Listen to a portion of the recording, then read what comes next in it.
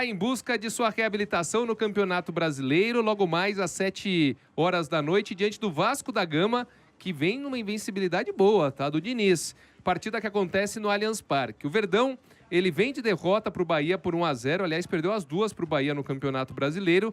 O resultado, né, brecou a sequência invicta de 11 jogos do Verdão. Para esse duelo contra a equipe carioca, o técnico Abel Ferreira pode ter Piquerez como titular, alívio, portanto, do torcedor palmeirense, depois de um susto no último domingo ao ser substituído por dores no joelho direito. O lateral esquerdo não teve nenhuma lesão diagnosticada e participou normalmente do treino desta terça-feira com os companheiros. Quem está fora é o Lucas Evangelista. O volante ele vai precisar fazer uma cirurgia no músculo posterior da coxa direita e deve perder, infelizmente, o restante da temporada. Ele estava muito bem, né? Inclusive já com alguns torcedores falando que ele tem sim nível, quem sabe, para ir para a seleção brasileira. Lutam pela vaga Rafael Veiga, Maurício e Facundo Torres, né? Lembrando que o Andréas, é isso, né, Costa? O Andréas, ele deve ser recuado ali para fazer a função de 8, e a dúvida de quem entra no lugar do Evangelista, mas em outra função mais adiantado, é o Veiga, o Maurício e o Facundo Torres. Mais ou menos por aí, né? Acho que sim, viu, Rani? E acho que a chance, já até dando a minha opinião aqui, acho que a grande chance é a do Veiga. Acho que existe uma predisposição, uma vontade do Abel, de toda a comissão, até mesmo dos colegas, que o Veiga possa voltar a ter, se não aquele futebol que teve em 22, 21, 23, algo próximo, tenha uma recuperação, que seria muito importante para o Palmeiras nessa reta final. E acho também que, mesmo com a infeliz contusão do Evangelista, acaba sendo, de alguma forma, boa para o Andrés, porque ele vai jogar ali onde ele se sente um pouco mais confortável, né? De o que a gente gosta de chamar na numeração antiga de 8, que ele é o verdadeiro 8. Ele veio para ser um 8, com o Evangelista em boa fase, numa crescente, ele acabou sendo 8/10 ali. Ele estava um pouco perdido. Tudo bem, ele chegou agora, né? Ainda tem muito para entrosar com os colegas e tudo mais, mas acho que ele recuando, ele vai se sentir mais confortável e abre essa vaga aí, essa posição para o Veiga tentar voltar ao bom futebol. E é um jogo bom para isso, não desmerecendo o Vasco, mas é um momento bom jogando em casa contra o Vasco para que o Veiga possa ter a titularidade e, quem sabe, recuperar o seu bom futebol e, se não a titularidade, mas ali o 12º, 13º jogador do Abel nesse momento que o Palmeiras vem numa crescente. O Palmeiras ganhou o primeiro turno do Vasco de 1-0 e foi o gol do Vitor Roque, foi o primeiro gol do Vitor Roque com o manto sagrado alviverde lá no solo sagrado do Allianz Parque. Então, agora ele está numa boa. Acho que é um bom jogo para o Palmeiras recuperar essa derrota aí para o Bahia. Muito já se falou do gramado, um absurdo aquilo lá, mas foi uma derrota. Não adianta também ficar se jogou desculpando. bem, né? Sinceramente, o Palmeiras não jogou bem. Até dá para entender, porque tem toda aquela questão, né? Quando você tem um confronto, por mais que você tenha passado, avançado, um confronto contra o River de quartas de final de Libertadores, onde o Palmeiras leva um 1-0 e por algum tempo ficar com aquele medo, pô, será que vai classificar ou não, depois de ter vencido fora de casa? Será que vai perder nos pênaltis, por exemplo, em casa? Então, assim, do ponto de vista mental, é muito desgastante. Aí você pegar um outro jogo pela frente, não é simples. Tanto que o próprio Flamengo, contra o Corinthians, ele sofre também. E aí, no segundo tempo, que consegue a virada, né? E o Palmeiras teve a chance aí de continuar na cola do Flamengo, em pontos perdidos até na frente, mas acabou desperdiçando, acabou perdendo para o bom time do Bahia. Estado lamentável do gramado, mais uma vez. Lamentável também as declarações do Rogério Ceni. Eu sei que hoje nós estamos na quarta-feira, mas como eu não participei, só dando um pitaquinho aqui, acho que foi ridícula a entrevista do Rogério Ceni, totalmente desnecessária, hipócrita, porque ele tinha falado algo totalmente diferente um ano atrás.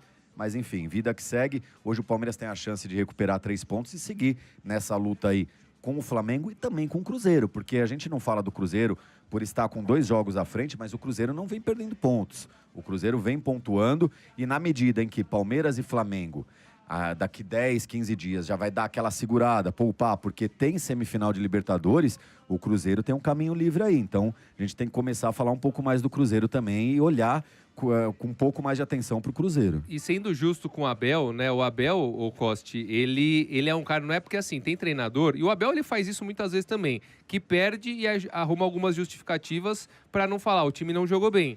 Mas a questão do gramado, o Abel ele sempre fala, quando o gramado é bom, ele elogia. Gramado da Neoquímica ele já elogiou, o gramado do Beira-Rio, por exemplo, ele já elogiou, e quando o gramado é ruim, ele reclama mesmo. E ele já falou, eu prefiro...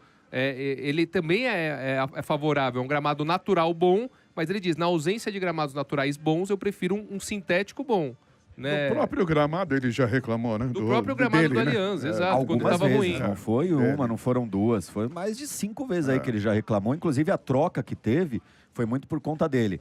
Ele reclamou insistentemente aí por uns 3, 4 jogos seguidos, falando que não dava para praticar o futebol ali. Agora, sem ser querer, Costa, advogado de defesa do Rogério Ceni, mas entendo tudo isso e a postura do Rogério Ceni como a autodefesa. Ele está defendendo o patrimônio dele, né? A entidade que ele defende, o time, o clube, enfim.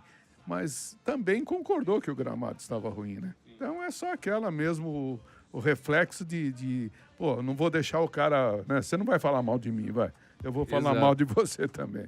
É só e ainda ele bobagem. mandou um assim, porque assim, esse gramado prejudica mais nós, Bahia, que jogamos com a bola no chão, do que o Palmeiras, que é ligação direta. E fez o gol, exatamente. Fez o gol de ligação né? direta, o Bahia. Ligação direta. E hoje a grande dúvida, né, desses 3 jogadores aí para o lugar do contundido e lesionado, o Lucas Evangelista, são 3 jogadores que estão em baixa no Palmeiras. Porque desde o final da Copa do Mundo de Clubes, o Maurício tem tido algumas oportunidades e não tem correspondido. Então você tem o Rafael Veiga, que vem sofrendo com pubalgia, nos últimos jogos tem ganhado uma minutagem, mas mesmo assim está muito abaixo do que é o Rafael Veiga, mesmo nessa tentativa do Abel Ferreira em resgatar esse jogador. E também o Facundo Torres, que chegou bem no Palmeiras, Sim. mas teve uma queda de rendimento brutal. A gente até comentava aqui no começo do nosso tempo de jogo, né? Com a chegada do Facundo Torres, era aquele jogador que todo treinador gosta, que acompanha nesse futebol moderno ali o atacante adversário na recomposição, é o cara de beirada de gramado, que é no 1 contra 1, é um cara driblador, que arremata bem, mas só que ele tem caído de rendimento. Até alguns ouvintes têm falado aí que defendem o Facundo, mas está difícil nas últimas rodadas. Então, desses 3 jogadores, vamos ver. Eu tenho a impressão que ele vai de Rafael Veiga, mas não vou ficar muito surpreso não se ele optar pelo Facundo Torres e ter mais um jogador rápido ali para conduzir essa bola da defesa para o ataque. Ô, Coste, o Spencer Santos, ele diz aqui, Veiga é o Luciano Verde, né? E eu acho que... não, calma aí, ó. Calma, Será que... Mas calma, Não, escuta não, o final, não, escuta o final. Será que o tempo dele acabou no Palmeiras? Eu acho que ele quer dizer assim, para muito São Paulino, o tempo do Luciano no São Paulo já foi. Agora é a hora dele mudar de clube, virar a página, o São Paulo seguir a vida dele e o Luciano a dele. Do Veiga, nesse sentido, o tempo de Palmeiras dele talvez já tenha acabado? É tempo dele, quem sabe, buscar outro rumo, o Palmeiras também seguir a vida dele? Ó, do Luciano, você escapou no jogo seguinte. Imagino que você ficou pensando, você falou, ainda bem que o Costa não tá aqui, porque nós tivemos uma discussão onde eu fui chamado de louco. Verdade. Senhores Grilles também não vai ficando de cantinho, porque os 3 ficaram contra. Sim, tá? sim, Eu ia sim. até colocar esse corte, ia pegar, ia pôr esse corte, ia marcar vocês. Nosso mas, enfim, replay aí, coloca aí o VAR.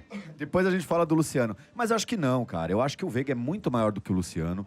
O Veiga tem uma importância muito maior para o Palmeiras do que o Luciano para o São Paulo. E acho que aí entra o momento, o elenco, né? Tudo que foi criado, tudo que está em torno para que o Veiga tenha uma paciência maior do torcedor palmeirense, um carinho maior do torcedor palmeirense, porque não depende dele. O São Paulo muitas vezes depende do Luciano. O Palmeiras não depende do Veiga hoje. O Veiga é um jogador importante, é um nome de respeito que tem toda essa tranquilidade para recuperar o bom futebol. Diferente do Luciano. O Luciano, 2, 3 jogos ruins, amigão, é tchau, pega o boné e vaza. Eu acho que o Veiga não é isso pro Palmeiras. Acho que ele é um representante dessa era vitoriosa do Palmeiras. Ainda é novo e ainda é um jogador que você pode esperar coisa dele. Você pode esperar que ali um jogo difícil, truncado, ele entre para jogar 15, 20 minutos e com a qualidade técnica que ele tem, com a bola no pé, ele possa mudar, né? É um bom batedor de pênalti. Então, acho coisas totalmente diferentes. Entendo o que o nosso ouvinte colocou aí, mas eu não vou nessa opinião, Não concorda. O Marcelo Hiroshi, ele diz aqui, ó, o Veiga ainda tem muita lenha para queimar do Palmeiras. E do outro lado, viu, RG, o Vasco da Gama, do Fernando Diniz, está com 7 partidas de invencibilidade. Nas últimas 2 rodadas, o Vasco simplesmente derrotou o vice-líder Cruzeiro e derrotou também o Bahia, que foi quem derrotou o Palmeiras agora. E também eliminou o Botafogo, atual campeão da Libertadores e da Copa do Brasil, brasileiro e da Libertadores, eliminou na Copa do Brasil. Então, o time do Diniz, ele vem numa ascensão. De repente, você acha que pode surpreender hoje no Allianz, ou RG? Olha, eu sempre tomo cuidado, né? Depois de um tempo da gente viver, conviver com o futebol, a gente precisa tomar o cuidado de bater o martelo e determinar que tal jogador ou tal time já era, já foi. Eu acho que não funciona bem por aí. Eu acho que tanto tem para o time quanto para um jogador individual a sua fase boa e a sua fase ruim. Existe aquele jogador, sim, que você olha e fala, putz, não vai, não dá. Mas tem aquele jogador que não é, por exemplo, o exemplo do Veiga. Pô, de repente o cara virou o 0 à esquerda. Não pode, o cara joga... Não serve mais, o cara joga muita bola, né, cara? Então, será que é a fase dele? E assim é o time. O Vasco, puta, vai cair, vai não sei o quê, vai... gente, é muito cedo. Aí, de repente, puta, mete, embala, toma 7 vitórias ou 7 partidas sem perder, você vai ganhando uma moralzinha, o time vai ficando, né, compactado, o pessoal vai comprando a ideia do técnico, vai ser campeão? Não, mas sai de uma situação que você tinha premeditado, tinha julgado que não seria mais capaz de sair de uma situação difícil, né?